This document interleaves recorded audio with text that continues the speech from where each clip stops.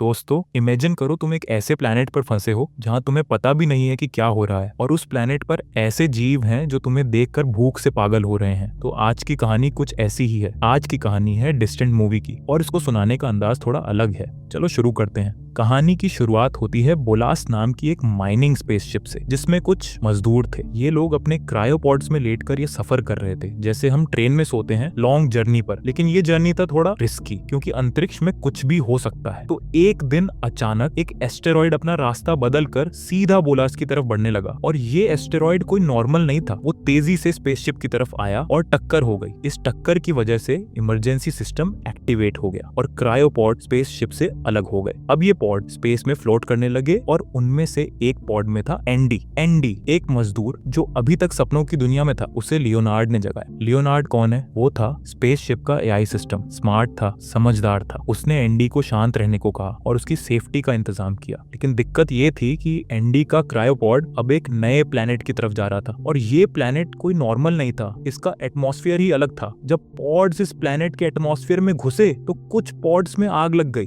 और वो लोग जो उनमें सोए हुए थे जलकर खाक हो गए। एंडी का पॉड बच गया, लेकिन उसका लैंडिंग भी कोई स्मूथ नहीं था। वो तेजी से गिर रहा था, और उसके सामने एक पहाड़ थी। एंडी सोच रहा हो, यार अब क्या होगा। तभी उस पॉड ने खुद को गोल गोल घुमाकर बैलेंस बनाया और क्रैश लैंडिंग किया। एंडी की जान तो बच गई, लेकिन अब उसके सामने नई दुनिया थी, नए चैलेंजेस थे। एंडी तो बेहोश हो चुका था, और फिर अचानक उसने अपने सपनों में अपने परिवार को देखा। एंडी शॉक्ड हो गया, और वो फट से उठ खड़ा हुआ। आंख खुलते ही उसने देखा कि वो एक पहाड़ी इलाके में फंसा हुआ है, और हाँ, चारों तरफ काले घने बादल छाए हुए थे। एंडी ने अपने आप को संभाला, और उसने लियोनार्ड को बुलाने की कोशिश की। लियोनार्ड कौन? वही स्पेसशिप का एआई सिस्टम जो उसकी मदद कर सकता था। लेकिन कोई जवाब नहीं आया। बिल्कुल साइलेंस। एंडी का दिल धड़कने लगा। तभी अचानक जमीन थरथराने लगी। लियोनार्ड ने तुरंत एंडी को अलर्ट किया। एंडी, पॉड से निकल जाओ। एंडी ने पॉड का हैच खोलने की कोशिश की, लेकिन वो अटक गया। कितना भी ट्राई किया, हैच नहीं खुला। उसने अपने सर्वाइवल किट को चेक किया, लेकिन वहां भी कुछ खास नहीं था। फ्लेयर गन भी नहीं थी, और एक्स्ट्रा ऑक्सीजन भी नहीं था, क्योंकि एंडी एक छोटे दर्जे का मजदूर था। उसका सर्वाइवल किट भी बेसिक था। लेकिन एंडी ने हारना नहीं सीखा था। उसने अपने आसपास देखा और फायर एक्सटिंग्विशर उठाया। उसने पॉड की खिड़की को तोड़ने का फैसला किया। उसने एक्सटिंग्विशर से खिड़की को तोड़ा और बाहर निकलने की कोशिश की, लेकिन तभी जमीन फिर से हिली और पॉड मुड़ गया। तभी एंडी के सूट नुकीली चीज से थोड़ा फट चुकी थी, और वहां से ऑक्सीजन लीकेज होना शुरू हो गया था। लियोनार्ड ने तुरंत वार्निंग दी, एंडी, बिना सूट के तुम इस प्लेनेट पर ज्यादा देर सर्वाइव नहीं कर पाओगे, और ऑक्सीजन लेवल कम है, और यहाँ का माहौल टॉक्सिक है। एंडी ने अपने सूट को ठीक करने के लिए एक खास स्प्रे निकाली। वो स्प्रे सूट के होल्स को सील कर देती थी। उसने फटाफट सूट को ठीक किया, और फिर लियोनार्ड ने उसे बताया, एंडी, पॉड में आग लग चुकी है, तुम्हें यहाँ से निकलना होगा। एंडी ने तुरंत पॉड से बाहर निकलने की कोशिश की, लेकिन उसने अपने बेटे का आखिरी खिलौना भी साथ में ले लिया। वो खिलौना उसके लिए सिर्फ एक चीज नहीं था, वो उसके बेटे की याद थी। जब एंडी पॉड से बाहर आया तो उसने अपने आप को एक बिल्कुल अनजान जगह पर पाया, और फिर उसने देखा कि उसकी स्पेसशिप बोरास जलते हुए इसी प्लेनेट की तरफ गिर रही थी। और जब शिप ने प्लेनेट के एटमॉस्फेयर में एंट्री की तो एक जबरदस्त धमाका हुआ, इतना तेज कि एंडी को एनर्जी वेव ने दूर फेंक दिया। वो हवा में उड़ता हुआ गिरा, लेकिन खुशकिस्मती से उसकी जान बच गई। एंडी ने अपने आप को संभाला और लियोनार्ड से पूछा, लियोनार्ड, ये कहाँ है, क्या हुआ? लियोनार्ड ने जवाब दिया, एंडी, तुम एक अनजान प्लेनेट पर हो। इंसानों को इसके बारे में कुछ नहीं पता, और हमारी स्पेसशिप अपनी मंजिल तक नहीं पहुंच पाई। अब तुम्हें यहाँ सर्वाइव करना होगा। एंडी ने अपने आसपास देखा, काले बादल, पहाड़ियां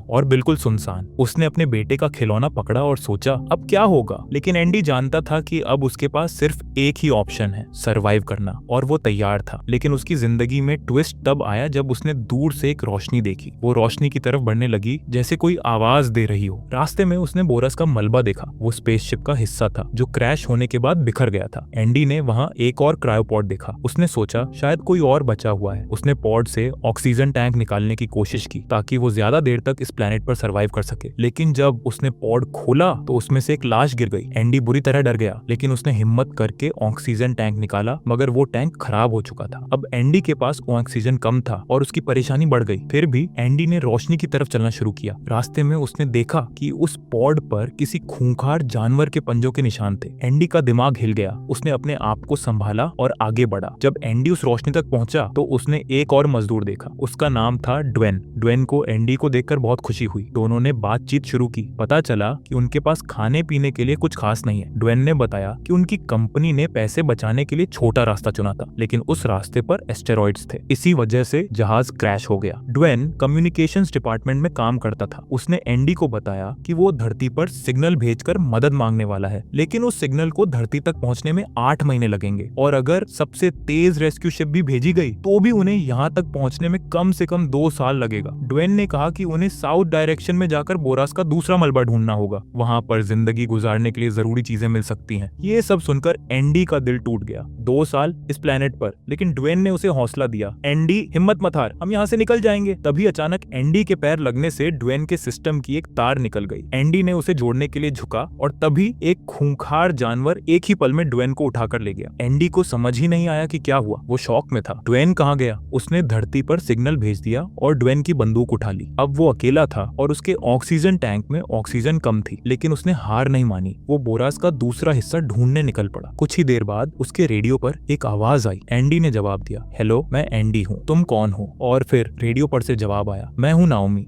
नाओमी तो बस एक एस्ट्रोनॉट थी, लेकिन उसका रोल इस कहानी में काफी इंटरेस्टिंग है। उसने एंडी को बताया, मेरी टांगे पॉड के नीचे फंस गई हैं और मैं यहाँ स्टक हो गई हूँ। उसने अपनी लोकेशन भी भेज दी ताकि एंडी उसे बचा सके। अब एंडी भी एक एस्ट्रोनॉट है, लेकिन उसका दोस्त लियोनार्ड जो एक एआई है, उसने एंडी को वार्निंग दी। लियोनार्ड बोला, भाई जहाँ नाओमी है वो इलाका खतरनाक है, वहाँ कुछ दिखता नहीं और तुझे वहाँ तक पहुँचने में तेरी सारी ऑक्सीजन खत्म हो जाएगी। पहले अपना ऑक्सीजन टैंक रिफिल कर ले, फिर जाना। लेकिन नाओमी ने एंडी को कहा, मेरे पॉड में ऑक्सीजन है, दोनों के लिए काफी है, प्लीज मुझे बचा लो। एंडी का दिल पिघल गया। उसने सोचा, ऑक्सीजन है या नहीं, लड़की को तो बचाना है। और फिर वो नाओमी की तरफ बढ़ने लगा। रात हो गई और एंडी को अजीब सा महसूस होने लगा, जैसे अंधेरे में कोई है। उसने लियोनार्ड से कहा, यार स्कैन करना इस एरिया को, क्या पता कोई है यहाँ। लेकिन लियोनार्ड एक पुराना एआई है, कंपनी ने पैसे बचाने के लिए एआई सिस्टम को अपग्रेड नहीं किया था, तो उसका स्कैनिंग सिस्टम भी बेकार है। कुछ स्कैन नहीं हुआ। 1 घंटे बाद एंडी को फिर से वही एहसास हुआ कि कोई है अंधेरे में। उसने नाओमी को बताया, देख ड्वेन भी यहाँ गायब हो गया था, मुझे लगता है कुछ गड़बड़ है। तभी एंडी की नजर जमीन पर कुछ अजीब निशानों पर पड़ी। वो निशान उसे एक छेद तक ले गए जहाँ चारों तरफ मकड़ियों के जाल थे। एंडी ने तुरंत नाओमी को बताया, यार लगता है इस प्लेनेट पर एलियन मकड़ियां हैं, ये तो बड़ी मुश्किल हो गई। खैर अब एंडी तेजी से अपने कदम बढ़ाने लगा, क्योंकि उसे एहसास हो गया था कि ये जगह बिल्कुल सेफ नहीं है। रास्ते में उसको और भी मकड़ियों के जाल दिखने लगे जो उसकी घबराहट को और बढ़ा रहे थे। तभी नाओमी ने उससे पूछा, एंडी तुम इतनी मुश्किल में क्यों पड़ रहे हो? ये सब मजदूरी करने की क्या जरूरत है? एंडी का दिमाग अपने पास्ट में चला गया। उसने अपनी पत्नी और बेटे के साथ बिताए हुए पल याद किए। उसने नाओमी को बताया, मेरी पत्नी और बेटा मुझे छोड़कर चले गए, अब मेरे पास कुछ नहीं बचा, बस ये मिशन है। शायद इसलिए मैं तुम्हारी मदद करने आया हूँ, क्योंकि मुझे लगता है कि किसी की जिंदगी बचाने से मैं अपनी खुद की जिंदगी में कुछ मतलब ढूंढ सकता हूँ। लेकिन भाई ये इमोशनल मोमेंट ज्यादा देर तक नहीं चला। अचानक एंडी ने किसी चीज के गुर्राने की आवाज सुनी। उसने लियोनार्ड से पूछा, यार ये आवाज कहाँ से आ रही है? लियोनार्ड ने स्कैन किया और बताया, एंडी तेरे आसपास काफी सारे ट्रैकर्स हैं और ये ट्रैकर्स तेरे साथियों के हैं जो पहले ही मर चुके हैं। एंडी ने सोचा, अगर वो लोग मर चुके हैं तो फिर ये सिग्नल कैसे आ रहा है? उसने अपनी फ्लेयर गन निकाली और एक फ्लेयर चला दी ताकि उसकी रोशनी में वो ढंग से देख सके। फ्लेयर की रोशनी में जो उसने देखा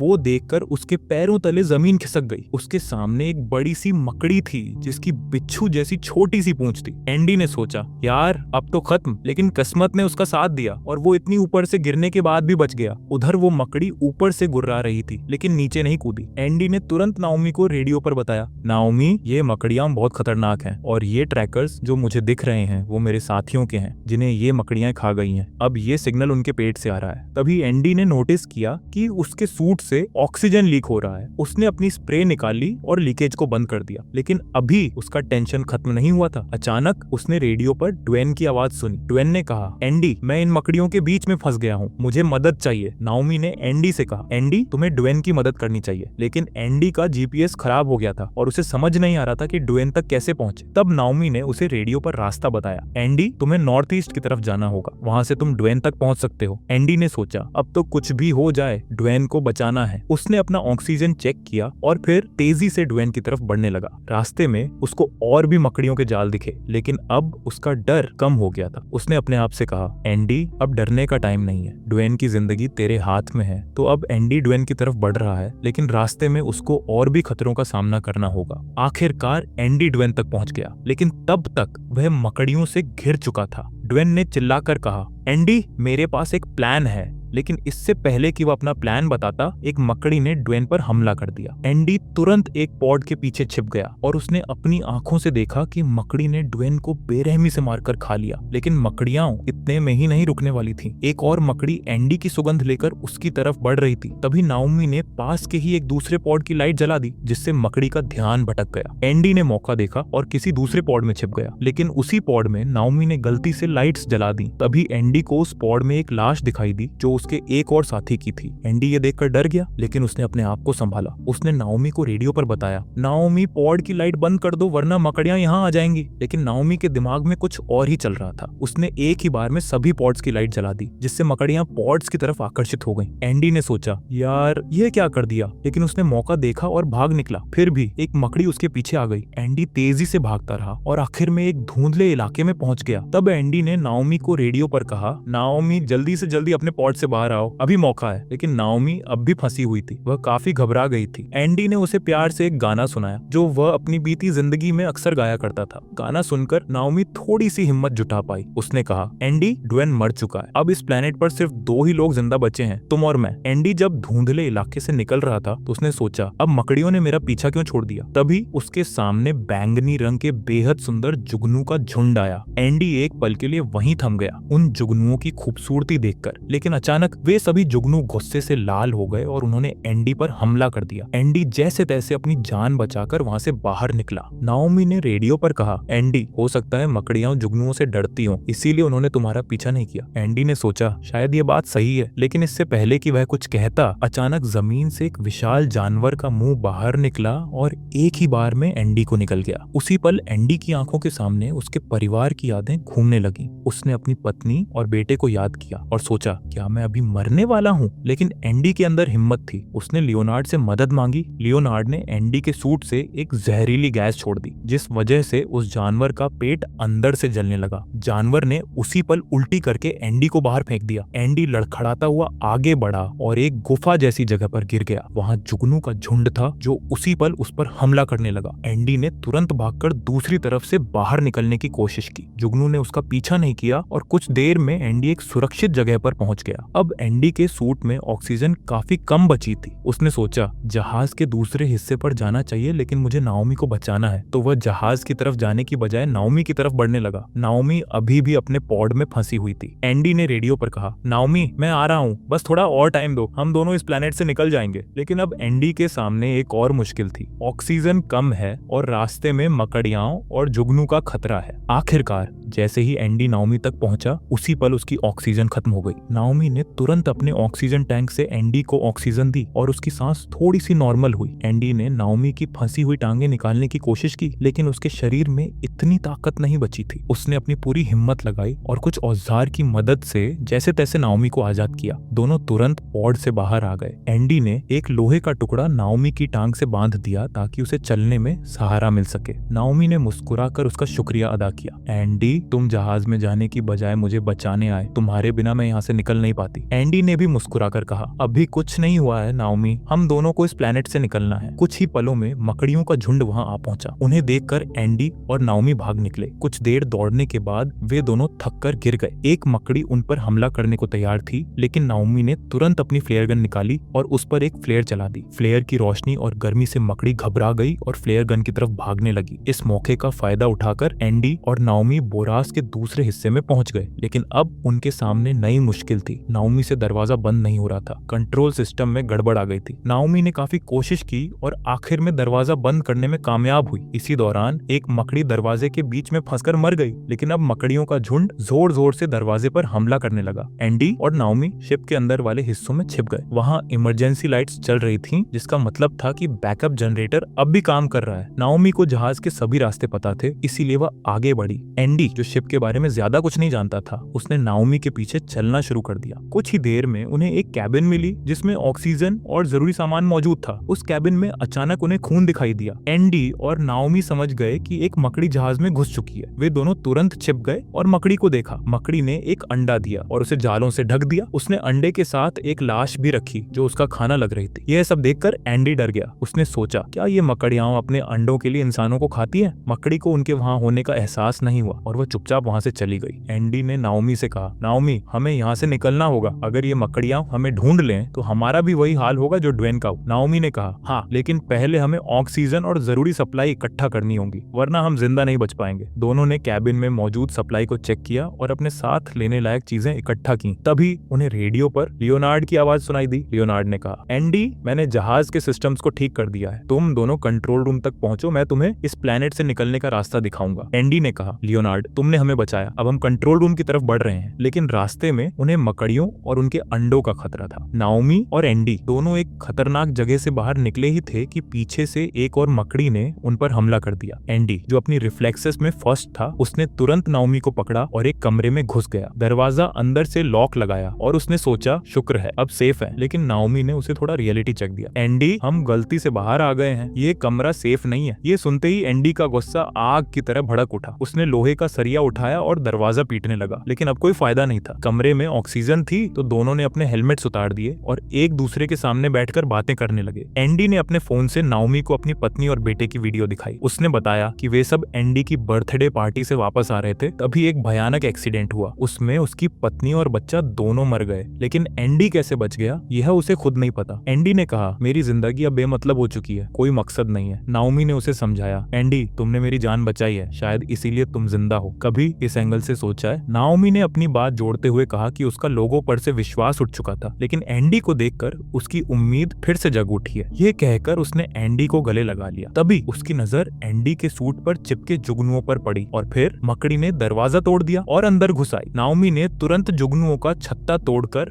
मकड़ी की तरफ फेंका। जुगनुओं की चमक से मकड़ी थोड़ी पीछे हटी। एंडी और नाओमी ने मौका देखा और भाग निकले, लेकिन रास्ते में कार्गो के गड्ढे में गिरते गिरते बच गए। तभी पीछे से मकड़ी फुल स्पीड में दौड़ी और दोनों नीचे गिर गए। मकड़ी फिर से उन्हें मारने को तैयार थी। तब एंडी ने नाओमी का स्प्रे उठाया और मकड़ी की तरफ फेंक दिया। मकड़ी ने स्प्रे को चबाया और धमाका हुआ। एक पल के लिए सब सुन्न हो गया। एंडी और नाओमी ने मौका पकड़ा और फिर से भाग निकले। एंडी ने सोचा कुछ करना पड़ेगा इस मकड़ी का। उसने एक प्लान बनाया, मकड़ी को पॉड के नीचे कुचलना है। उसने नाओमी से कहा, तुम मकड़ी का ध्यान अपनी तरफ खींचो, मैं पॉड ढूंढता हूँ। लियोनार्ड जो उनका एआई गाइड था, उसने बताया कि पॉड 2 फ्लोर ऊपर है। एंडी ने जान लगाई और तेजी से पॉड तक पहुंचा। इधर मकड़ी नाओमी पर अटैक कर रही थी। एंडी ने लाइट्स ऑफ कर दी और नाओमी ने इमरजेंसी लाइट्स जलाकर मकड़ी का ध्यान भटकाया। मकड़ी चमकती लाइट्स की तरफ दौड़ी और एंडी ने पॉड एक्टिवेट किया। पॉड ने मकड़ी को दबोच लिया और उसका खात्मा हो गया। नाओमी और एंडी ने सांस ली। एंडी ने कहा, अब हमें यहाँ से निकलना है। लियोनार्ड ने उन्हें बताया कि सेफ जोन कुछ दूर है, लेकिन वहां तक पहुंचने के लिए एक और रिस्की एरिया से गुजरना होगा। नाओमी ने कहा, चलो हम तैयार हैं। दोनों ने अपने हेलमेट्स पहने, वेपन्स चेक किए और अगले खतरनाक रास्ते पर चल दिए। रास्ते में उन्हें और भी छोटे मोटे जीव दिखे, लेकिन वे सब उनसे दूर ही रहना चाहते थे। लेकिन तभी उनकी नजर एक और बड़ी मकड़ी पर पड़ी, जो पहली वाली से भी ज्यादा खतरनाक लग रही थी। एंडी ने कहा, यह वाली ज्यादा तेज है, हम इससे बिना लड़े नहीं निकल सकते। नाओमी ने मुस्कुराते हुए कहा, तो फिर लड़े, हमने पहले भी जीता है, अब भी जीतेंगे। दोनों ने अपना प्लान बनाया। नाओमी मकड़ी का ध्यान भटकाएगी और एंडी उसकी कमजोर जगह पर हमला करेगा। नाओमी ने इमरजेंसी लाइट्स को फिर से जला दिया और मकड़ी उसकी तरफ दौड़ी। एंडी ने अपनी पूरी ताकत से मकड़ी पर हमला किया। मकड़ी ने दर्द से चिल्लाया और पीछे हटी। एंडी ने कहा, अभी चलते हैं। दोनों ने सेफ जोन की तरफ दौड़ लगाई। सेफ जोन तक पहुंचते ही उन्हें एक बड़ा दरवाजा दिखा, जिससे वे अंदर घुस गए। अंदर जाकर उन्हें एहसास हुआ कि वे आखिरकार सुरक्षित हैं। लियोनार्ड ने उन्हें बताया, अभी भी काम बाकी है, तुम्हें यहाँ से निकलने के लिए एक और रिस्की मिशन पर जाना होगा। एंडी और नाओमी ने एक दूसरे की तरफ देखा और कहा, हम तैयार हैं, हम यहाँ से निकल कर ही रहेंगे। दूसरी तरफ एंडी पॉड को निकालने की कोशिश कर रहा था। तभी लियोनार्ड की आवाज आई, एंडी मैंने शिप की बिजली काट दी है नाओमी की सुरक्षा के लिए। बिजली वापस चालू करने में 15 मिनट लगेंगे। एंडी ने सोचा, 15 मिनट, मकड़ी तो अभी भी जिंदा है और नाओमी के पास इतना बागटे नहीं है। उसने फैसला किया कि सिस्टम के बिना ही पॉड को खुद से चालू करेगा। उधर नाओमी जो अपनी स्मार्टनेस का दम दिखा रही थी, उसने अपनी लाइट्स का इस्तेमाल करके मकड़ी को पॉड के बिल्कुल नीचे ले आई। एंडी ने अपने सूट से पॉड को कनेक्ट किया, लेकिन लियोनार्ड ने उसे वार्न किया, एंडी अगर तुम ऐसा करो तो मेरे एआई सिस्टम में शॉर्ट सर्किट हो जाएगा, मैं हमेशा के लिए बंद हो जाऊंगा और तुम्हें मदद नहीं कर पाऊंगा। एंडी ने कुछ पल सोचा, फिर कहा, नाओमी की जान बचानी है लियोनार्ड, इससे ज्यादा जरूरी क्या हो सकता है। उसने अपनी जान खतरे में डालकर पॉड को नीचे गिरा दिया। पॉड सीधा मकड़ी पर जा गिरा और उसी पल एंडी के दिमाग में वो दर्दनाक एक्सीडेंट फ्लैशबैक की तरह आ गया, जिसमें उसके परिवार की जान गई थी। पॉड के गिरते ही मकड़ी कुचलकर मर गई, लेकिन एंडी भी इतनी जोर से नीचे गिरा कि बेहोश हो गया। नाओमी जो अभी तक मकड़ी से लड़ रही थी, उसने देखा कि एंडी बेहोश है। उसकी आंखों से आंसू बहने लगे और उसने फूट फूट कर रोते हुए कहा, एंडी उठो, तुम्हें कुछ नहीं होगा प्लीज। उसी पल पल सूरज की पहली किरण वहां तक पहुंची और एंडी ने हल्की सी आंखें खोली। नाओमी ने उसे कसकर गले लगा लिया और दोनों ने महसूस किया कि हाँ, ये प्लेनेट खूंखार जानवरों से भरा है, लेकिन इसकी सुंदरता भी निराली है। तभी अचानक लियोनार्ड की आवाज दोबारा आई, एंडी, नाओमी, मैं अपडेट हो चुका हूँ। तुम दोनों ने जो किया वो बहुत ही बहादुरी भरा था। लियोनार्ड ने थोड़ा सा इमोशनल मोमेंट बनाने के लिए एक रोमांटिक गाना चला दिया। एंडी और नाओमी ने एक दूसरे का हाथ थाम लिया और आने वाले भविष्य की ओर देखते हुए सोचा, अब क्या होगा।